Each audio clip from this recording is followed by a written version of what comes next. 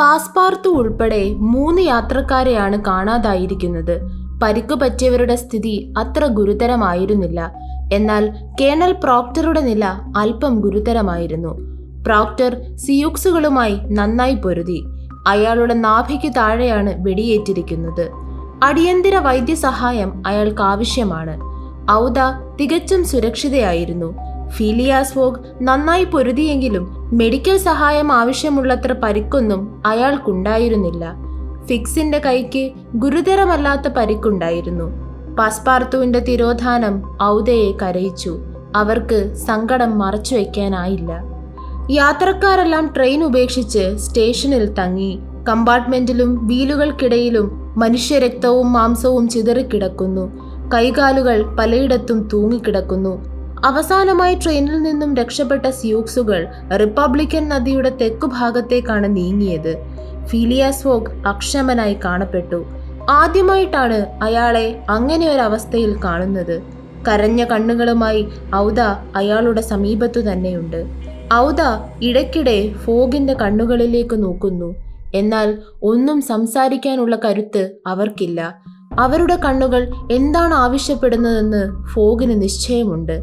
പാസ്പാർത്തു red ഇന്ത്യൻസിന്റെ തടവിലാണെങ്കിൽ അയാളെ രക്ഷപ്പെടുത്തേണ്ടത് തന്റെ ചുമതലയല്ലേ? Fog ചിന്തിച്ചു.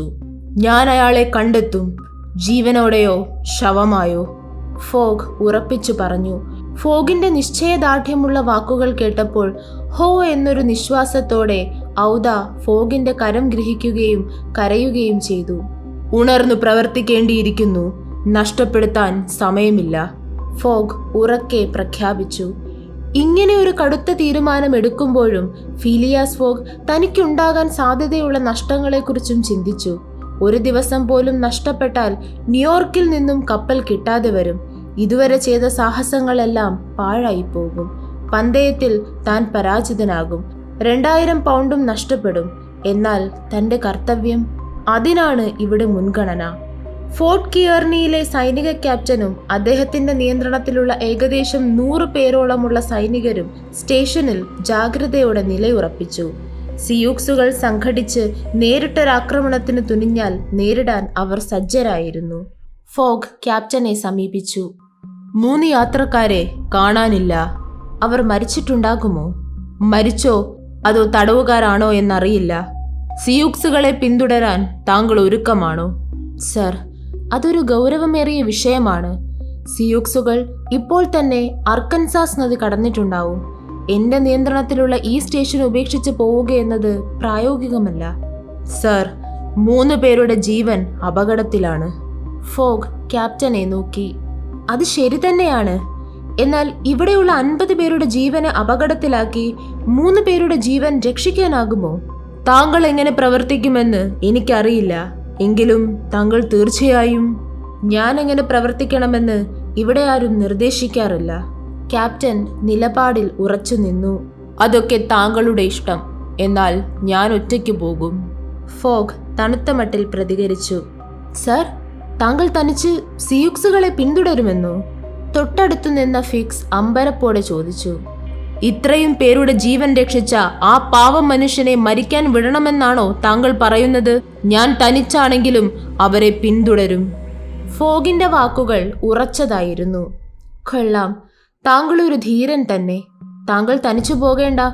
എന്റെ സൈനികരിൽ നിന്നും 30 പേരെ കൂടി താങ്കളോടൊപ്പം അയക്കാം. ക്യാപ്റ്റൻ ഉടൻ തന്നെ സൈനികരിൽ നിന്നും 30 പേരെ തിരഞ്ഞെടുത്തു. അതിൽ ഏറ്റവും പ്രായമുണ്ടായിരുന്ന സൈനികനെ നേതാവായും തീരുമാനിച്ചു. ഫോഗ് ക്യാപ്റ്റന് നന്ദി പറഞ്ഞു. താങ്കളെ അനുഗമിക്കാൻ എന്നെയും അനുവദിക്കുമോ? ഫിക്സ് ചോദിച്ചു. താങ്കൾക്കിഷ്ടമുള്ളതുപോലെ പ്രവർത്തിക്കാം. എന്നാൽ താങ്കൾക്ക് എനിക്ക് വേണ്ടി ചെയ്യാൻ കഴിയുന്ന ഒരു കാര്യമുണ്ട്. ഔദയുടെ സംരക്ഷണം ഏറ്റെടുക്കുക എന്നതാണ് അത്. എനിക്കെന്തെങ്കിലും സംഭവിച്ചാൽ... ഫീലിയാസ് ഫോഗിന്റെ തീരുമാനം ഫിക്സിനെ പ്രതിസന്ധിയിലാക്കി. അയാളുടെ മുഖം പെട്ടെന്നിരുണ്ടു. സൂയസ് മുതൽ താൻ അയാളെ പിന്തുടരുകയാണ്. ഇപ്പോൾ ഈ ഭീകരമായ സാഹചര്യത്തിൽ അയാളെ തനിയെ വിട്ടാൽ അയാൾ രക്ഷപ്പെട്ടാലോ എന്നാണ് ഫിക്സ് ചിന്തിച്ചത്. എന്നാൽ ഫീലിയാസ് ഫോഗിന്റെ നിർദ്ദേശം അവഗണിക്കാനും കഴിയുന്നില്ല. മനസ്സില്ലാ മനസ്സോടെ അയാൾ അവസാനം ഒരു തീരുമാനം പറഞ്ഞു. ശരി, ഞാനിവിടെ നിൽക്കാം. ഫീലിയാസ് ഫോഗ് ഔദയുടെ കരം ഗ്രഹിച്ച് യാത്ര ചോദിച്ചു. തന്റെ പണവും യാത്രാരേഖകളും അടങ്ങിയ ബാഗ് ഔദയെ ഏൽപ്പിച്ചിട്ട് സൈനികർക്കൊപ്പം എത്തി. മുന്നോട്ടു പോകാൻ തുടങ്ങിയപ്പോൾ ഫോഗ് സൈനികരോട് പറഞ്ഞു, തടവുകാരെ രക്ഷിച്ചാൽ നിങ്ങൾക്ക് ഞാൻ 1000 പൗണ്ട് സമ്മാനമായി തരുന്നതാണ്. ഈ തുക ഏതാണ്ട് 5000 അമേരിക്കൻ ഡോളറിന് തുല്യമായിരുന്നു. സമയം ഉച്ചയ്ക്ക് 12 മണി കഴിഞ്ഞ് ഏതാനും മിനിറ്റുകളുമായിരുന്നു. ഔദ സ്റ്റേഷനിലെ വിശ്രമമുറിയിൽ തനിച്ചായി. അവർ ഫോഗിനെ കുറിച്ച് ചിന്തിച്ചു. അയാളുടെ അസാമാന്യമായ ധൈര്യവും അയാളിലുള്ള നല്ല മനുഷ്യനും ഔദയെ വീണ്ടും വീണ്ടും അയാളിലേക്ക് അടുപ്പിച്ചു. തൻ്റെ എല്ലാ സൗഭാഗ്യങ്ങളും ഉപേക്ഷിച്ച് ജീവൻ വെച്ച് കളിക്കാനാണ് ഫോഗ് ഇറങ്ങിത്തിരിച്ചിരിക്കുന്നത്. ഫീലിയാസ് ഫോഗ് എന്ന മനുഷ്യൻ ഔദയുടെ ഹൃദയത്തിൽ ഒരു ഹീറോയായി വളർന്നു. പുറത്ത് ഔദയ്ക്ക് കാവൽ നിന്ന കുറ്റാന്വേഷകൻ ഫിക്സ് ആകെ അസ്വസ്ഥനായിരുന്നു. ഒരു പോലീസ് ഉദ്യോഗസ്ഥന്റെ സ്വഭാവം അയാൾ പുറത്തേക്കെടുത്തു. അസ്വസ്ഥനായി അയാൾ അങ്ങോട്ടും ഇങ്ങോട്ടും നടന്നു. ഫീലിയാസ് ഫോഗിനെ തന്നിൽ നിന്നും അകന്നു പോകാൻ അനുവദിച്ചത് ശുദ്ധ മണ്ടത്തരമായി പോയി. ലോകം മുഴുവനും താൻ അയാളെ പിന്തുടരുകയാണ്. ഒരു പോലീസ് ഉദ്യോഗസ്ഥൻ എന്ന നിലയിൽ താനെടുത്ത തീരുമാനം ഒരിക്കലും അംഗീകരിക്കാനാവില്ല. ഫിക്സ് സ്വയം ശപിച്ചു. തന്റെ തീരുമാനത്തെ അംഗീകരിക്കാൻ അയാളിലെ പോലീസുകാരൻ വിസമ്മതിച്ചു. വിഡ്ഢിത്തം നിറഞ്ഞ ഒരു തീരുമാനത്തിലൂടെ താൻ പോലീസ് വകുപ്പിന് തന്നെ കളങ്കമായി മാറിയിരിക്കുന്നു. ഞാനൊരു പമ്പര വിഡ്ഢിയായിരിക്കുന്നു. ഭൃത്യൻ എന്നെക്കുറിച്ച് തീർച്ചയായും യജമാനനോട് പറഞ്ഞിട്ടുണ്ടാവണം. ഇപ്പോൾ അയാൾ എന്റെ കൺവട്ടത്തു നിന്നും രക്ഷപ്പെട്ടിരിക്കുന്നു. അയാൾ തിരികെ എത്തിയില്ലെങ്കിൽ അയാളെ എങ്ങനെ എനിക്ക് പിടിക്കാനാകും? അയാൾക്കെതിരെയുള്ള അറസ്റ്റ് വാറന്റ് ഇപ്പോഴും എന്റെ പോക്കറ്റിൽ വിശ്രമിക്കുന്നു. ഞാനൊരു വിഡ്ഢി കോമരൻ തന്നെ. ഫിക്സ് തന്റെ മനസ്സിനെ ഇങ്ങനെ വിവിധതരം വിചാരങ്ങളിലൂടെ തള്ളിവിട്ട് അസ്വസ്ഥനായി നടന്നു. സമയം ഇഴഞ്ഞു നീങ്ങി. എന്താണ് അടുത്ത നീക്കമെന്ന് അയാൾക്കൊരു നിശ്ചയവുമില്ല. എല്ലാ കാര്യങ്ങളും ഔദയോട് പറഞ്ഞാലോ എന്ന് ആലോചിച്ചു. എന്നാൽ ഈ യുവതി ഫീലിയാസ് ഫോഗിനെ കുറിച്ച് അറിയുമ്പോൾ എങ്ങനെ പ്രതികരിക്കുമെന്ന് ഒരു നിശ്ചയവുമില്ല. അയാൾ ഏതു നേരവും പ്രതീക്ഷയോടെ ഫോഗും സംഘവും കടന്നുപോയ വെളുത്ത സമതലത്തിലേക്ക് നോക്കി നിന്നു. ഇനി ഒരിക്കലും അയാളെ കണ്ടെത്താനാകില്ലെന്ന് ഫിക്സ് ഉറപ്പിച്ചു. സമയം 2 മണിയാകുന്നു. മഞ്ഞുവീഴ്ചയുടെ കാഠിന്യം വർദ്ധിച്ചു. കിഴക്കുഭാഗത്തു നിന്നും ട്രെയിൻ എഞ്ചിന്റെ നീണ്ട ചൂളം വിളി ഉയർന്നു കേട്ടു. ആദ്യം ഒരു വലിയ നിഴൽ നീണ്ടുവന്നു. മഞ്ഞിനെ തുളച്ചുകൊണ്ട് മഞ്ഞ വെളിച്ചവും പ്രത്യക്ഷപ്പെട്ടു. എന്നാൽ കിഴക്കുനിന്നും ഒരു ട്രെയിൻ ഈ സമയത്ത് വരാനില്ല. ഒമാഹയിൽ നിന്നും സാൻ ഫ്രാൻസിസ്കോയിലേക്ക് ഇന്ന് ട്രെയിൻ ഇല്ല താനും. പിന്നെ എന്താണ് ട്രാക്കിലൂടെ കടന്നു വരുന്നതെന്ന ആകാംക്ഷയിലായി യാത്രക്കാർ. എന്നാൽ പെട്ടെന്നു തന്നെ അവരുടെ ആകാംക്ഷ പരിഹരിക്കപ്പെട്ടു. പാസ്പാർത്തു കെട്ടഴിച്ചുവിട്ട ട്രെയിൻ എഞ്ചിൻ അതിന്റെ ഭ്രാന്തമായ ഓട്ടം തുടർന്നു. ക്യാബിനിൽ അബോധാവസ്ഥയിലായിരുന്ന ഡ്രൈവറും ഫയർമാനും ഉണ്ടായിരുന്നു. ഏതാനും മൈലുകൾ കൂടി ഭ്രാന്തമായ ഓട്ടം തുടർന്ന എഞ്ചിൻ ഇന്ധനം തീർന്നതോടെ വേഗത കുറഞ്ഞു. കിയർണി സ്റ്റേഷനിൽ നിന്നും ഏതാണ്ട് 20 മൈൽ അപ്പുറത്ത് എഞ്ചിൻ നിശ്ചലമായി. ഈ സമയം കൊണ്ട് ബോധത്തിലേക്ക് തിരികെ എത്തിയ ഡ്രൈവറും ഫയർമാനും കാര്യങ്ങൾ ബോധ്യപ്പെടാൻ അല്പസമയമെടുത്തു. ട്രെയിനിൽ നിന്നും കമ്പാർട്ട്മെന്റുകൾ വേർപെട്ടത് എങ്ങനെയാണെന്ന് അവർക്ക് ഒരു നിശ്ചയവുമില്ലായിരുന്നു. തികച്ചും അപകടകരമായ സ്ഥലത്താണ് തങ്ങൾ എത്തപ്പെട്ടതെന്ന് അവർക്ക് ഓർമ്മ വന്നു. പെട്ടെന്നു തന്നെ ഫയർ ബോക്സിലേക്ക് കൽക്കരി നിറച്ചു. സ്റ്റീമറുകൾ പ്രവർത്തനക്ഷമമായി. കിയർണി സ്റ്റേഷനെ ലക്ഷ്യമാക്കി എഞ്ചിൻ പാഞ്ഞു. തിരികെ എത്തിയ എഞ്ചിനും അതിൻ്റെ ചൂളം വിളിയുമാണ് ഫിക്സും മറ്റു യാത്രക്കാരും കണ്ടതും കേട്ടതും. ട്രെയിനിന്റെ തല യഥാസ്ഥാനത്ത് തിരികെ എത്തിയതിൽ യാത്രക്കാർക്ക് വലിയ സന്തോഷം തോന്നി. തടസ്സപ്പെട്ടുപോയ യാത്ര പുനരാരംഭിക്കാൻ കഴിയുമെന്ന പ്രതീക്ഷ എല്ലാവരിലും ഉടലെടുത്തു. നമ്മൾ ഉടനെ പുറപ്പെടുമോ? ട്രെയിൻ എഞ്ചിന്റെ ശബ്ദം കേട്ട് പുറത്തേക്ക് വന്ന ഔദ ഡ്രൈവറോട് തിരക്കി. മാഡം, തീർച്ചയായും ഉടനെ പുറപ്പെടും. പക്ഷേ തടവുകാരുടെ കാര്യം, നമ്മുടെ ഹതഭാഗ്യരായ സഹയാത്രികരുടെ കാര്യം? അവർ ഡ്രൈവറെ നോക്കി. ഇപ്പോൾ തന്നെ 3 മണിക്കൂർ താമസിച്ചിരിക്കുന്നു. ഇനി കൂടുതൽ സമയം നഷ്ടപ്പെടുത്താനില്ല.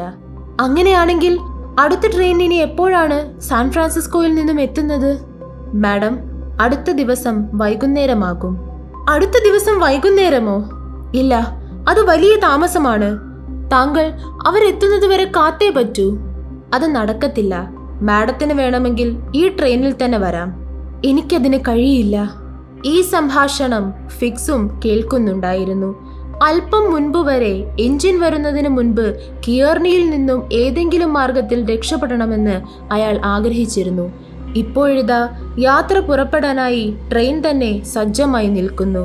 ലഗേജുകളുമായി കയറിയിരുന്നാൽ മാത്രം മതി. അകത്തേക്ക് കയറാൻ ശ്രമിക്കുമ്പോൾ ഏതോ ഒരു അദൃശ്യ ശക്തി അയാളെ പിന്നിലേക്ക് വലിച്ചു. ഒരടി പോലും മുന്നോട്ട് വെക്കാനാകുന്നില്ല. അയാളുടെ ഉള്ളിൽ ഒരു സംഘർഷം നടക്കുകയാണ്. ഒരു പരാജിതനെ പോലെ ഓടിപ്പോകാൻ അയാൾക്കാകുന്നില്ല. എന്തു വന്നാലും അവസാനം വരെ പോരാടാൻ തന്നെ ഫിക്സ് തീരുമാനിച്ചു. എല്ലാ യാത്രക്കാരും, മുറിവേറ്റവരും അല്ലാത്തവരും ട്രെയിനിൽ കയറി ഇരിപ്പായി. പ്രോക്ടറുടെ സ്ഥിതി ഗുരുതരമായിരുന്നെങ്കിലും അയാളെയും ട്രെയിനിലെത്തിച്ചു.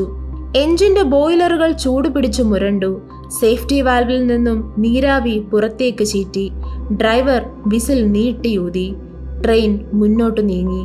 അല്പസമയത്തിനുള്ളിൽ അത് അപ്രത്യക്ഷമായി. നീരാവിയും മഞ്ഞും പുകയും ഒന്നായി ചേർന്ന് ഒരു മേഘമായി അന്തരീക്ഷത്തിലേക്ക് ഇഴുകിച്ചേർന്നു. ഇൻസ്പെക്ടർ ഫിക്സിന് ഒന്ന് ചലിക്കാൻ പോലും ആയില്ല. അയാൾ അവിടെ തന്നെ നിന്നു. മണിക്കൂറുകൾ കടന്നുപോയി. തണുപ്പിന്റെ കാഠിന്യം കൂടി വന്നു. ഫിക്സ് ബെഞ്ചിൽ ഒരേ ഇരിപ്പിരുന്നു. കണ്ണടച്ചുറങ്ങുന്നത് പോലെയാണ് ഇരിപ്പ്. എന്നാൽ അയാൾക്കുറങ്ങാനാകുമായിരുന്നില്ല. ഔദയാകട്ടെ തുടർച്ചയായ ഇടവേളകളിൽ പുറത്തേക്കിറങ്ങി പ്ലാറ്റ്ഫോമിന്റെ അങ്ങേ അറ്റം വരെ നടക്കുകയും ഫീലിയാസ് ഫോഗ് നടന്നു മറഞ്ഞ ദിക്കിൽ നിന്നും എന്തെങ്കിലും പ്രതീക്ഷാ നിർഭരമായ ശബ്ദം കേൾക്കുന്നുണ്ടോ എന്ന് ശ്രദ്ധിക്കുകയും ചെയ്തു. എല്ലുകളിലേക്ക് മരവിപ്പ് കടന്നു കയറുമ്പോൾ മുറിയിലേക്ക് തിരിച്ചെത്തും. ഏതാനും മിനിറ്റുകൾ കഴിയുമ്പോൾ വീണ്ടും പുറത്തേക്കിറങ്ങും. വൈകുന്നേരമായി. ഫീലിയാസ് ഫോഗും പട്ടാളക്കാരും ഇനിയും എത്തിയിട്ടില്ല. ഇനി അദ്ദേഹവും സിയൂക്സുകളുടെ കയ്യിൽ പെട്ടിരിക്കുമോ? മഞ്ഞിൽ അവർക്ക് വഴിതെറ്റി അലയുകയായിരിക്കുമോ? അവർ സിയൂക്സുകളുമായി ഏറ്റുമുട്ടുകയായിരിക്കുമോ? കിയർണി ഫോർട്ടിലെ ക്യാപ്റ്റന്റെ മുഖത്തും ഭയം നിഴലിക്കുന്നുണ്ട്. പക്ഷേ അത് പുറത്തു കാണിക്കാതിരിക്കാൻ അയാൾ പാടുപെടുന്നത് കാണാം. രാത്രിയായി. മഞ്ഞുവീഴ്ചയ്ക്ക് വലിയ കാഠിന്യമില്ലായിരുന്നുവെങ്കിലും തണുപ്പ് അസഹ്യമായിരുന്നു. സമതലം മുഴുവനും ഭയാനകമായ വിധം നിശബ്ദമായി. പക്ഷികളുടെ ചിറകടിയോ വന്യജീവികളുടെ അസുഖകരമായ ഒച്ചയോ കാറ്റിന്റെ മർമരമോ ഒന്നുമില്ലാത്ത കനത്ത നിശബ്ദത. ഔദയുടെ മനസ്സ് പ്രയറി പ്രദേശങ്ങളുടെ അങ്ങേയറ്റം വരെ അലഞ്ഞു നടന്നു. ഹൃദയം ഉത്കണ്ഠയാൽ വീർത്തുവന്നു. തലച്ചോറിൽ സദാസമയവും ഭീകരമായ രൂപങ്ങൾ തള്ളിക്കയറി വരുന്നു. ആയിരക്കണക്കിന് അപകടങ്ങളെക്കുറിച്ച് അവൾ സങ്കല്പിച്ചുകൂട്ടി. രാത്രിയുടെ നീളം കൂടുതലായിരുന്നു. ഉറങ്ങാനാകാതെ രാത്രി മുഴുവനും അവരനുഭവിച്ച വേദന അതത്ര എളുപ്പം പറഞ്ഞറിയിക്കാനാവില്ല. അത്രമാത്രം കഠിനമായിരുന്നു അവരുടെ അവസ്ഥ. ഫിക്സിന് മാറ്റമില്ല. അതേ ഇരിപ്പ് തന്നെ. ഇടയ്ക്ക് ആരോ ഒരാൾ വന്ന് എന്തോ അയാളോട് ചോദിച്ചു. അയാൾ നിഷേധഭാവത്തിൽ തലയാട്ടി. വന്നയാൾ തിരികെ പോയി. രാത്രി ഒരുവിധം കടന്നുപോയി. കിഴക്കേ ചക്രവാളത്തിൽ ഏതാണ്ട് അർദ്ധവൃത്താകൃതിയിൽ മഞ്ഞിലൂടെ സൂര്യനെ കാണാനാകും. അവിടെ ഇരുന്നാൽ ഏതാണ്ട് 2 മൈൽ ദൂരം വരെ കാണാനാവും. ഫീലിയാസ് ഫോഗും സംഘവും പോയത് തെക്കൻ ദിക്കിലേക്കാണ്. ആ പ്രദേശം അപ്പോഴും മരുഭൂമി കണക്കെ വിജനമായിരുന്നു. അപ്പോൾ സമയം രാവിലെ 7 മണി ആയിട്ടുണ്ടായിരുന്നു. കിയർണി ഫോർട്ടിലെ ക്യാപ്റ്റൻ എന്തെല്ലാമോ ആലോചിച്ചുകൊണ്ട് അങ്ങോട്ടും ഇങ്ങോട്ടും നടക്കുകയാണ്. അയാൾ ശരിക്കും ദുഃഖിതനാണ്. അടുത്തതായി എന്ത് നീക്കമാണ് നടത്തേണ്ടതെന്ന് ഒരു പിടിയും അയാൾക്കില്ല. മറ്റൊരു സംഘത്തെ അയച്ച് ആദ്യ സംഘത്തെ സഹായിക്കണോ? ആദ്യ സംഘത്തിന് എന്തെങ്കിലും അപകടം സംഭവിച്ചിട്ടുണ്ടെങ്കിൽ വീണ്ടും മറ്റൊരു സംഘത്തെ കൂടി അയച്ച് അപകടത്തിന്റെ ആക്കം വർദ്ധിപ്പിക്കുന്നത് ബുദ്ധിയാണോ? ഇതൊക്കെയായിരുന്നു ക്യാപ്റ്റന്റെ ചിന്തകൾ. ഇക്കാര്യങ്ങൾ അയാൾ സീനിയറായ മറ്റൊരു സൈനികനുമായി ചർച്ച ചെയ്യുകയും മറ്റൊരു സംഘത്തെ ഉടൻ തയ്യാറാക്കാൻ ഉത്തരവ് നൽകുകയും ചെയ്ത അതേ നിമിഷം തെക്കുനിന്നും വെടിയൊച്ച ഉയർന്നു കേട്ടു. ക്യാപ്റ്റനും സൈനികരും ഔദയും ഫിക്സും പുറത്തേക്ക് ചാടിയിറങ്ങി. 1/2 കിലോമീറ്ററിനും അപ്പുറത്തു നിന്നും ആഹ്ലാദത്തോടെ തിരികെ എത്തുന്ന സംഘത്തെയാണ് കണ്ടത്. മുന്നിൽ ഫീലിയാസ് ഫോഗ് നടക്കുന്നു. തൊട്ടുപിന്നിൽ പാസ്പാർത്തുവും മറ്റു 2 യാത്രക്കാരുമുണ്ട്. സിയൂക്സുകളുടെ കയ്യിൽ നിന്നും അവരെ തട്ടിപ്പറിച്ചിരിക്കുന്നു. സംഭവിച്ചത് ഇതാണ്. കിയർണിക്കും 10 മൈൽ അകലെയാണ് സ്ഥലം. ഫീലിയാസ് ഫോഗും സംഘവും അവിടെ എത്തുന്നതിനും ഏതാനും മിനിറ്റുകൾക്ക് മുൻപ് തന്നെ പാസ്പാർത്തുവും സഹയാത്രക്കാരും തങ്ങളെ തടവിലാക്കിയ സിയൂക്സുകളുമായി പൊരിഞ്ഞ പോരാട്ടം തന്നെ നടത്തി. 3 പേരെ പാസ്പാർത്തു ഇടിച്ചു നിലംപരിശാക്കി. ഈ സമയത്തു തന്നെ സൈനികരുമായി ഫോഗ് അവിടെ എത്തിച്ചേർന്നു. സൈനികരെ കണ്ടതോടെ സിയൂക്സുകൾ ഓടി രക്ഷപ്പെട്ടു. രക്ഷകർക്കും രക്ഷപ്പെട്ടവർക്കും ആഘോഷപൂർവമായ വരവേൽപ്പാണ് കിയർണി സ്റ്റേഷനിൽ നൽകിയത്. ഫീലിയാസ് ഫോഗ് സൈനികർക്ക് നൽകാമെന്ന് സമ്മതിച്ച പാരിതോഷികം നൽകി. അത് കണ്ടുനിന്ന പാസ്പാർത്തു മനസ്സിൽ പറഞ്ഞു, ഞാൻ കാരണം എൻ്റെ യജമാനന് വിലപിടിപ്പുള്ള ഒരു പാക്കറ്റ് കൂടി നഷ്ടമായിരിക്കുന്നു. ഫിക്സ് ഫോഗിനെ നോക്കി. അയാളുടെ ഉള്ളിൽ വിവിധതരം വികാരങ്ങൾ അലയടിക്കുകയാണ്. എന്നാൽ ഫോഗിനോട് എന്തെങ്കിലും ചോദിക്കാനോ പറയാനോ ആ നിമിഷം അയാൾക്ക് കഴിഞ്ഞില്ല. ഔദയാകട്ടെ ഫീലിയാസ് ഫോഗിന്റെ കൈകളെ തൻ്റെ കൈകളിലിട്ട് കൂട്ടിത്തിരുമി ഒരു വാക്കുപോലും ഉരിയാടാനാകാതെ വീർപ്പുമുട്ടി. അവർക്ക് പറയാനുള്ളതെല്ലാം ആ പ്രവൃത്തിയിൽ അന്തർലീനമായിരുന്നു. സ്റ്റേഷനിൽ തിരിച്ചെത്തിയ ഉടൻ പാസ്പാർത്തു അന്വേഷിച്ചത് ട്രെയിൻ എവിടെയെന്നാണ്. പാസ്പാർത്തു ചിന്തിച്ചത് ട്രെയിൻ സ്റ്റേഷനിൽ തന്നെ ഉണ്ടെന്നും ഉടൻ തന്നെ ഒമാഹയിലേക്ക് യാത്ര തുടരാൻ കഴിയുമെന്നുമായിരുന്നു. ഇപ്പോൾ തന്നെ ഒരുപാട് സമയം നഷ്ടപ്പെട്ടിരിക്കുന്നു. ട്രെയിൻ എവിടെ? അയാൾ ഒച്ച വെച്ചു. പോയി, ഫിക്സ് പ്രതികരിച്ചു. ഇനി എപ്പോഴാണ് അടുത്ത ട്രെയിൻ? ഫോഗ് അന്വേഷിച്ചു. വൈകുന്നതുവരെ ട്രെയിനൊന്നുമില്ല, ഫിക്സ് അറിയിച്ചു. ഇത് കേട്ടിട്ടും യാതൊരു കുലുക്കവുമില്ലാതെ ഫീലിയാസ് ഫോഗ് തണുത്ത മട്ടിൽ പ്രതികരിച്ചു. അത് ശരി. ഫീലിയാസ് ഫോഗിന്റെ യാത്രാ പദ്ധതി അനുസരിച്ച് അയാളിപ്പോൾ ഏതാണ്ട് 20 മണിക്കൂർ നഷ്ടത്തിലാണ്. ഈ സമയനഷ്ടം പാസ്പാർത്തുവിന് താങ്ങാനായില്ല. തന്റെ യജമാനൻ പരാജയത്തിന്റെ വക്കിലാണെന്നോർത്തപ്പോൾ അയാൾക്ക് സങ്കടം സഹിക്കാനായില്ല. ഈ സമയത്ത് ഇൻസ്പെക്ടർ ഫിക്സ് ഫീലിയാസ് ഫോഗിന്റെ മുഖത്തേക്ക് സൂക്ഷിച്ചു നോക്കിയിട്ട് ചോദിച്ചു, താങ്കൾക്ക് പോകാൻ ധൃതിയുണ്ടോ? എസ്, തിരക്കുണ്ട്. ഞാൻ ഗൗരവമായി തന്നെ വീണ്ടും ചോദിക്കുന്നു, താങ്കൾക്ക് ഡിസംബർ 11-ാം തീയതി രാത്രി 9 മണിക്ക് ന്യൂയോർക്കിൽ നിന്നും ലിവർപൂളിലേക്കുള്ള കപ്പൽ പിടിക്കണമെന്നുണ്ടോ? തീർച്ചയായും ഞാൻ അങ്ങനെ ആഗ്രഹിക്കുന്നു. റെഡ് ഇന്ത്യൻസ് ട്രെയിൻ ആക്രമിച്ചില്ലായിരുന്നുവെങ്കിൽ 11-ാം തീയതി രാവിലെ തന്നെ താങ്കൾക്ക് ന്യൂയോർക്കിൽ എത്താനായേനെ, അല്ലേ? അതെ, കപ്പൽ പുറപ്പെടുന്നതിനും 12 മണിക്കൂർ മുൻപ് തന്നെ ന്യൂയോർക്കിൽ എത്താനായേനെ. കൊള്ളാം, താങ്കളിപ്പോൾ 20 മണിക്കൂർ പിന്നിലാണ്. 20-ൽ നിന്നും 12 എടുത്താൽ ബാക്കിയുള്ളത് 8 മണിക്കൂർ. താങ്കൾക്ക് 8 മണിക്കൂർ കൊണ്ട് അവിടെ എത്താൻ ഒരു ശ്രമം നടത്തിക്കൂടെ? കാൽനടയായിട്ടാണോ? അല്ല, സ്ലെഡ്ജിൽ. കരയിലൂടെ പായുന്ന പായ്ക്കപ്പൽ എന്ന് വേണമെങ്കിലും വിളിക്കാം. ഇത്തരം യാത്രാ സൗകര്യങ്ങൾ ഇവിടെ ലഭിക്കുമെന്ന് ഒരാൾ എന്നോട് പറഞ്ഞിരുന്നു. കഴിഞ്ഞ രാത്രിയിൽ ബെഞ്ചിൽ കണ്ണുകളടച്ചിരിക്കുമ്പോൾ ഒരാൾ ഫിക്സിനെ സമീപിച്ചിട്ട് എന്തോ പറയുകയും ഫിക്സ് നിഷേധാത്മകമായി തലയാട്ടുകയും ചെയ്തത് ഓർമ്മയുണ്ടല്ലോ. അയാൾ സ്ലെഡ്ജിന്റെ കാര്യമാണ് ഫിക്സിനോട് സംസാരിച്ചത്. ഫിക്സ് സ്ലെഡ്ജിനെ കുറിച്ച് പറഞ്ഞപ്പോൾ ആദ്യം ഫീലിയാസ് ഫോഗ് മറുപടിയൊന്നും പറഞ്ഞില്ല. ഈ സമയം സ്റ്റേഷന്റെ മുന്നിൽ ഒരു മനുഷ്യൻ ചുറ്റിത്തിരിയുന്നുണ്ടായിരുന്നു. ഫിക്സ് ഫോഗിനോട് അയാളെ ചൂണ്ടിക്കാണിച്ചു. ഫോഗ് അയാളെ സമീപിച്ചു. അയാളുടെ പേര് സ്മഡ്ജ് എന്നാണ്. ഫോഗും അയാളും കൂടി കിയർണി സ്റ്റേഷന് താഴെയായി പാർക്ക് ചെയ്തിരുന്ന സ്ലെഡ്ജ് കാണാനായി പോയി. ഫോഗ് വാഹനം പരിശോധിച്ചു. 6 പേർക്ക് സുഖമായി ഇരിക്കാവുന്ന വിധമാണ് സ്ലെഡ്ജ് നിർമ്മിച്ചിട്ടുള്ളത്. ഒരു കുതിരവണ്ടിയുടെ ആകൃതിയുണ്ട്. മുന്നിലെ നീളമുള്ള തണ്ടിന്റെ അറ്റത്ത് ഒരു പോസ്റ്റ് മുകളിലേക്ക് ഉറപ്പിച്ചിട്ടുണ്ട്. അതിനു മുകളിൽ പായ ചുരുട്ടി വെച്ചിരിക്കുന്നു. പോസ്റ്റിനെയും പായയെയും ബലപ്പെടുത്തുന്നതിനായി നിരവധി ഇരുമ്പ് വയറുകൾ താഴേക്ക് വലിച്ചു കെട്ടിയിരിക്കുന്നു. തണുപ്പ് കാലത്ത് ഇവിടുത്തെ ജനങ്ങളുടെ പ്രധാന യാത്രാമാർഗമാണ് ഇത്. മഞ്ഞ് വീണ് ട്രെയിൻ ഗതാഗതം തടസ്സപ്പെടുമ്പോൾ സ്ലെഡ്ജിന്റെ സഹായത്തോടെയാണ് പലരും യാത്ര തുടരുന്നത്. ഉറഞ്ഞുകിടക്കുന്ന ഐസിന്റെ മുകളിലൂടെ സ്ലെഡ്ജ് യാത്രക്കാരെയും കൊണ്ട് ഒരു സ്റ്റേഷനിൽ നിന്നും അടുത്ത സ്റ്റേഷനിലേക്ക് പായുന്നു.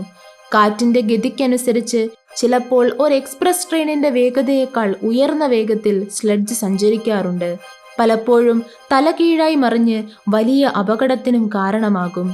ഫോഗും സ്ലെഡ്ജിന്റെ കപ്പിത്താനും തമ്മിൽ വാടകയെ ചൊല്ലി വിലപേശൽ നടത്തി ഒരു ധാരണയിലെത്തി. പടിഞ്ഞാറ് നിന്നും വീശുന്ന സാമാന്യം ശക്തമായ കാറ്റ് യാത്രയ്ക്ക് അനുകൂലമാണ്. ഭൂമിയുടെ ഉപരിതലത്തിലെ മഞ്ഞുപാളികൾക്ക് നല്ല കാഠിന്യവുമുണ്ട്. ഏതാനും മണിക്കൂറുകൾ കൊണ്ട് തന്നെ യാത്രക്കാരെ ഒമേഹ സ്റ്റേഷനിൽ എത്തിക്കാനാകുമെന്ന് സ്മഡ്ജിന് നല്ല വിശ്വാസമുണ്ട്. ഒമേഹയിൽ നിന്നും നിരവധി റെയിൽവേ ലൈനുകൾ ഷിക്കാഗോയിലേക്കും ന്യൂയോർക്കിലേക്കും നിർമ്മിച്ചിട്ടുണ്ട്. ഈ ലൈനുകളിലൂടെ തുടർച്ചയായി ട്രെയിൻ സർവീസുമുണ്ട്. അങ്ങനെയാണെങ്കിൽ നഷ്ടപ്പെട്ട സമയം തിരിച്ചു പിടിക്കാനാവും. സാഹസികമായ ഈ യാത്രയ്ക്ക് മടിച്ചു നിന്നിട്ട് കാര്യമില്ല. ഫീലിയാസ് ഫോഗ് ഔദയെ ഇത്രയും അപകടം പിടിച്ചൊരു യാത്രയിൽ കൂടെ കൊണ്ടുപോകാൻ ആഗ്രഹിച്ചില്ല. സ്ലെഡ്ജിലെ യാത്രയിലെ തണുപ്പ് ഒരുപക്ഷെ ആ പാവം സ്ത്രീക്ക് താങ്ങാനാവില്ലെന്ന് ഫോഗ് ചിന്തിച്ചു. പാസ്പാർത്തുവിനെ ഔദയ്ക്കൊപ്പം കിയർണി ഫോർട്ടിൽ നിർത്താമെന്ന് അയാൾ ഉറപ്പിച്ചു. സൗകര്യം പോലെ ട്രെയിനിൽ ന്യൂയോർക്കിലെത്തി അവർ രണ്ടാളും സുരക്ഷിതമായി യൂറോപ്പിലേക്ക് വരട്ടെ എന്നാണ് ഫോഗ് ചിന്തിച്ചത്. എന്നാൽ ഫീലിയാസ് ഫോഗിന്റെ സാന്നിധ്യമില്ലാതെ യാത്ര ചെയ്യാൻ ഔദ ഒരുക്കമായിരുന്നില്ല. ഔദയുടെ തീരുമാനം പാസ്പാർത്തുവിനും ആഹ്ലാദകരമായിരുന്നു. ഫിക്സിനൊപ്പം യജമാനൻ സഞ്ചരിക്കുന്നതിന് പാസ്പാർത്തുവിന് വിയോജിപ്പുണ്ടായിരുന്നു. ഫിക്സിന്റെ ഈ സമയത്തെ ചിന്തകൾ എന്തെല്ലാമായിരുന്നുവെന്ന് വിവരിക്കാൻ പ്രയാസമാണ്. പാസ്പാർത്തുവിനെ തേടിപ്പോയ ഫോഗ് തിരികെ എത്തില്ല എന്ന് തന്നെയാണ് അയാൾ വിശ്വസിച്ചത്. ഒരുപക്ഷെ ഏറ്റവും ബുദ്ധിമാനായ ക്രിമിനലായിരിക്കാം അയാൾ. ലോക പര്യടനം പൂർത്തിയാക്കി ബ്രിട്ടനിൽ തിരിച്ചെത്തിയാൽ താൻ നിരപരാധിയാണെന്ന് പോലീസിനെ ബോധ്യപ്പെടുത്തി രക്ഷപ്പെടാനായിരിക്കാം അയാൾ പരിശ്രമിക്കുന്നത്. ഫോഗിനെ കുറിച്ചുള്ള ഫിക്സിന്റെ കാഴ്ചപ്പാടുകൾ മാറി മറിഞ്ഞുകൊണ്ടിരുന്നു. എങ്കിലും തന്റെ ഡ്യൂട്ടിയിൽ വീഴ്ച വരുത്താൻ അയാൾ ഒരുക്കമായിരുന്നില്ല. ഏതു വിധേനയും അയാളെ യൂറോപ്പിൽ എത്തിക്കേണ്ടത് ഇപ്പോൾ തന്റെ കൂടി ഉത്തരവാദിത്വമാണ്. 8 മണിക്കു തന്നെ യാത്രക്കാർ സ്ലെഡ്ജിൽ ഇരുപ്പുറപ്പിച്ചു. വലിയ 2 പായകൾ നിവർത്തി. സ്ലെഡ്ജ് മണിക്കൂറിൽ 40 നോട്ടിക്കൽ മൈൽ വേഗത്തിൽ മഞ്ഞുപാളികൾക്ക് മുകളിലൂടെ പായാൻ തുടങ്ങി. കിയോർണിയിൽ നിന്നും ഒമേഹയിലേക്കുള്ള ദൂരം 200 മൈലാണ്. കാറ്റ് കനിഞ്ഞാൽ 5 മണിക്കൂർ കൊണ്ട് ഈ ദൂരം പിന്നിടാൻ കഴിയും. വഴിയിൽ മറ്റ് തടസ്സങ്ങളൊന്നും ഉണ്ടായില്ലെങ്കിൽ സ്ലെഡ്ജ് കൃത്യം 1 മണിക്ക് തന്നെ ഒമേഹയിലെത്തും. എത്ര ഭയാനകമായ യാത്ര! യാത്രക്കാർ ഒരക്ഷരം പോലും മിണ്ടാട്ടമില്ലാതെ തങ്ങളുടെ ഇരിപ്പിടങ്ങളിൽ ചുരുണ്ടുകൂടി. യാത്രയുടെ വേഗതയ്ക്കനുസരിച്ച് തണുപ്പും കഠിനമായി. തണുപ്പിന്റെ കാഠിന്യം വാക്കുകൾ കൊണ്ട് വിവരിക്കാൻ തന്നെ പ്രയാസമാണ്. വെള്ളത്തിന്റെ ഓളത്തിനനുസരിച്ച് ബോട്ട് ചാഞ്ചാടുന്നത് പോലെ സ്ലെഡ്ജ് ചാഞ്ചാടുന്നില്ലെങ്കിലും ഏതാണ്ട് വെള്ളത്തിലൂടെ ബോട്ടിൽ സഞ്ചരിക്കുന്ന ഒരനുഭവം തന്നെ. കാറ്റ് ശക്തി കൂട്ടുമ്പോൾ സ്ലെഡ്ജിന്റെ പായകൾ മുകളിലേക്ക് ഉയരുകയും സ്ലെഡ്ജ് നിലം തൊടാതെ പറക്കുന്നത് പോലെ അനുഭവപ്പെടുകയും ചെയ്തു. പങ്കായം ഉപയോഗിച്ച് സ്മഡ്ജ് വാഹനത്തിനെ ഒരു നിശ്ചിത വഴിയിലൂടെ തന്നെ നിയന്ത്രിച്ചു. കൃത്യമായ വേഗത കണക്ക് കൂട്ടാൻ കഴിഞ്ഞില്ലെങ്കിലും സ്ലെഡ്ജ് ഏതാണ്ട് 40 നോട്ടിക്കൽ മൈലിൽ തന്നെയാണ് നീങ്ങിയത്. കാര്യങ്ങൾ നമുക്ക് അനുകൂലമാണ്. നാം കൃത്യസമയത്ത് തന്നെ അവിടെ എത്തും. സ്മഡ്ജ് ആത്മവിശ്വാസം പ്രകടിപ്പിച്ചു. അതിനൊരു കാരണം കൂടി ഉണ്ടായിരുന്നു. ഫീലിയാസ് ഫോഗിന്റെ സ്ഥിരം കാര്യപരിപാടി ഇവിടെയും പ്രഖ്യാപിച്ചിരുന്നു. കൃത്യസമയത്ത് എത്തിച്ചാൽ ഒരു നല്ല പാരിതോഷികം നൽകുന്നതാണ്. സ്ലെഡ്ജ് തടസ്സങ്ങളില്ലാതെ കടൽ പോലെ പരന്നുകിടന്ന പ്രയറി സമതലത്തിലൂടെ മുന്നേറി. ഒരു വലിയ തടാകം മഞ്ഞിൽ ഉറച്ചതുപോലെയാണ് ആ പ്രദേശം കാണപ്പെട്ടത്. തെക്കു പടിഞ്ഞാറ് നിന്നും വടക്ക് കിഴക്ക് ഭാഗത്തേക്കാണ് റെയിൽവേ നിർമ്മിച്ചിട്ടുള്ളത്. ഗ്രാൻഡ് ഐലൻഡ്, നെബ്രാസ്കയിലെ പ്രധാന നഗരമായ കൊളംബസ്, ഫ്രെമോണ്ട് എന്നിവ പിന്നിട്ടാണ് ട്രെയിൻ ഒമാഹയിലെത്തുന്നത്. പ്ലാറ്റെ നദിയുടെ വലതു തീരത്തു കൂടിയാണ് റെയിൽവേ കടന്നുപോകുന്നത്. എന്നാൽ സ്ലെഡ്ജ് യാത്രയ്ക്കായി ഉപയോഗിക്കുന്നത് മറ്റൊരു റൂട്ടാണ്. അതാണ് ഇപ്പോൾ എളുപ്പവഴി. ഫ്രെമോണ്ടിന് സമീപം പ്ലാറ്റെ നദി മുറിച്ചു കടന്നാൽ സമയം ലാഭിക്കാം. നദി തണുത്തുറഞ്ഞു കിടക്കുന്നതിനാൽ അത് സാധ്യവുമാണ്. ഫീലിയാസ് ഫോഗിനെ ഈ റൂട്ടിലൂടെയുള്ള യാത്രയിൽ സന്ദേഹമുണ്ടാക്കിയത് 2 കാര്യങ്ങളാണ്. ഒന്നാമത്തേത്, സ്ലെഡ്ജിന് എന്തെങ്കിലും തകരാർ സംഭവിച്ചാൽ പകരം സംവിധാനം കിട്ടാൻ പ്രയാസമാണ്. രണ്ടാമതായി, കാറ്റ് ദിശ മാറുകയോ നിലയ്ക്കുകയോ ചെയ്താൽ കാര്യങ്ങൾ പ്രതീക്ഷിച്ചതുപോലെ നടക്കില്ല. കാറ്റ് ശക്തമായി തന്നെ വീശിയടിച്ചു. സ്ലെഡ്ജിലെ ലോഹദണ്ഡുകൾ കൂട്ടിയിടിച്ച് വാദ്യസംഗീതം സൃഷ്ടിച്ചു. ഈ ലോഹക്കമ്പികൾ സ്വരാഷ്ടകം സൃഷ്ടിക്കുന്നുണ്ടല്ലോ, ഫീലിയാസ് ഫോഗ് അഭിപ്രായപ്പെട്ടു. ഈ യാത്രക്കിടയിൽ ഫോഗ് ആദ്യമായിട്ടാണ് വാ തുറക്കുന്നത്. ഔദ കയ്യിലുള്ളതും സ്ലെഡ്ജിലുണ്ടായിരുന്നതുമായ മുഴുവൻ കമ്പിളികളും പുതച്ച് കൂനിക്കൂടിയിരുന്നു. ശരീരത്തെ കുത്തിത്തുളയ്ക്കുന്ന തണുത്ത കാറ്റേറ്റ് പാസ്പാർത്തു ഇടയ്ക്കിടെ തുമ്മുന്നുണ്ട്. അയാളുടെ മുഖം മഞ്ഞുപാളികൾക്കിടയിലൂടെ കാണുന്ന അസ്തമന സൂര്യനെ പോലെ ചുവന്നിരുന്നു. പാസ്പാർത്തുവിന്റെ സങ്കടം അല്പം കുറഞ്ഞിട്ടുണ്ട്. രാവിലെ എത്താനായില്ലെങ്കിലും വൈകുന്നേരത്തിനകം ന്യൂയോർക്കിലെത്താൻ കഴിയുമെന്ന് അയാൾ ഉറപ്പിച്ചിരുന്നു. അപ്പോഴും സംശയം തങ്ങൾ എത്തുന്നതിന് മുൻപ് തന്നെ ന്യൂയോർക്കിൽ നിന്നും ലിവർപൂളിലേക്കുള്ള കപ്പൽ പുറപ്പെടുമോ എന്നായിരുന്നു. പാസ്പാർത്തു ഈ യാത്രയിൽ ആദ്യമായിട്ട് ഇൻസ്പെക്ടർ ഫിക്സിന്റെ കൈപിടിച്ചു കുലുക്കി അയാൾക്ക് നന്ദി പറഞ്ഞു. അയാളുടെ ബുദ്ധിയാണ് സ്ലെഡ്ജിലുള്ള ഈ യാത്ര. അയാളോട് നന്ദി പറഞ്ഞെങ്കിലും കൂടുതൽ അടുത്തിടപഴകാതിരിക്കാൻ പാസ്പാർത്തു പ്രത്യേകം ശ്രദ്ധിച്ചിരുന്നു. സിയൂക്സുകളുടെ പിടിയിൽ നിന്നും തന്നെ രക്ഷിക്കാനായി സ്വന്തം ജീവനും സമ്പത്തും എല്ലാം മറന്ന് എത്തിച്ചേർന്ന ഫീലിയാസ് ഫോഗിനോട് അയാൾക്ക് എന്തെന്നില്ലാത്ത ആരാധനയാണുണ്ടായത്.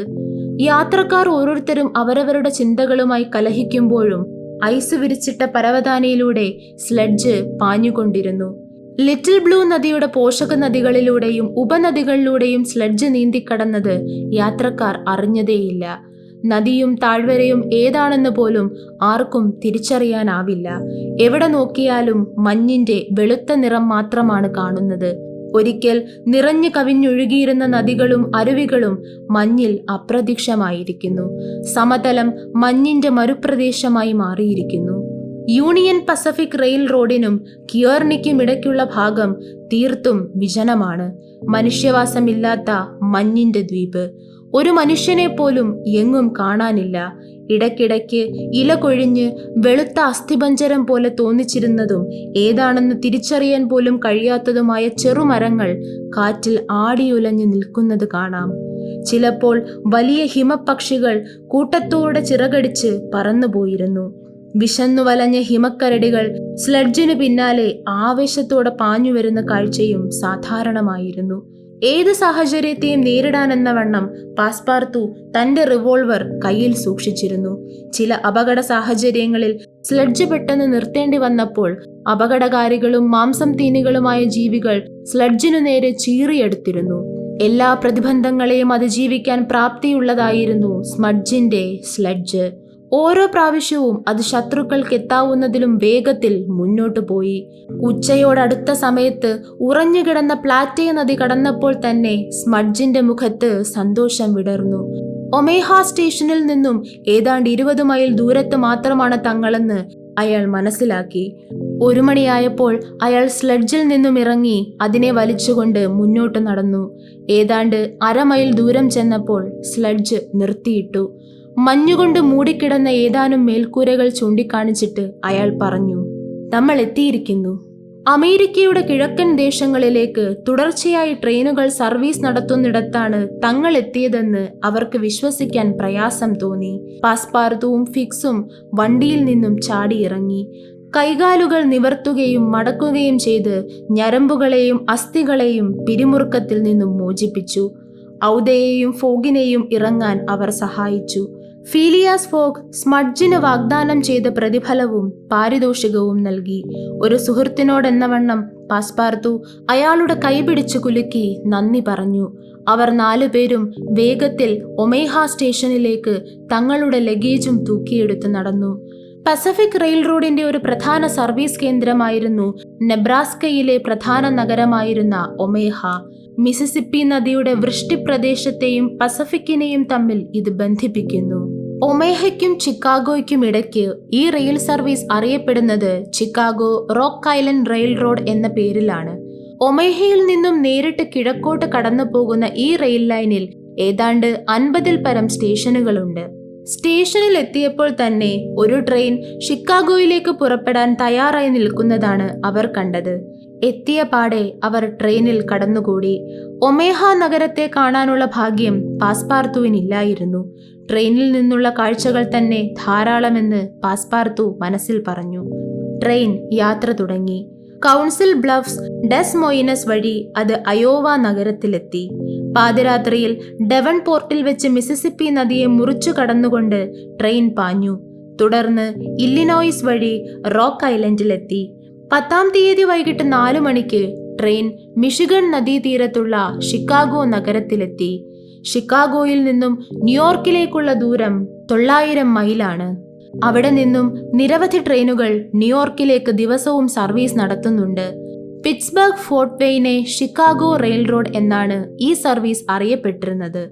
ഫീലിയാസ് ഫോഗും സംഘവും ഉടനെ പുറപ്പെടുന്ന ട്രെയിനിൽ തന്നെ സ്ഥലം പിടിച്ചു.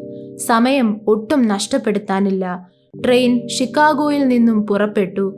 ഇന്ത്യാന, ഓഹിയോ, പെൻസിൽവാനിയ, ന്യൂജേഴ്സി തുടങ്ങിയ സംസ്ഥാനങ്ങളും അവിടങ്ങളിലെ നഗരങ്ങളും പിന്നിട്ട് ട്രെയിൻ ഹഡ്സൺ നദിയുടെ തീരത്തെത്തി. നദിയുടെ വലതുകരയിലാണ് ന്യൂയോർക്ക് റെയിൽവേ സ്റ്റേഷൻ. സ്റ്റേഷനിലെത്തിയപ്പോൾ സമയം രാത്രി 11 മണി കഴിഞ്ഞ് 15 മിനിറ്റുകൾ പിന്നിട്ടിരുന്നു. തൊട്ടടുത്തു തന്നെയാണ് കുനാട്ട് ലൈൻ സ്റ്റീമേഴ്സ് എന്നറിയപ്പെട്ടിരുന്ന British and North American Royal Mail Steam Packet കമ്പനിയുടെ ഉടമസ്ഥതയിലുള്ള കപ്പലുകൾ നങ്കൂരമിട്ടിരിക്കുന്നത്. ദൗർഭാഗ്യമാണ് ന്യൂയോർക്കിൽ ഫോഗിനെ കാത്തിരുന്നത്.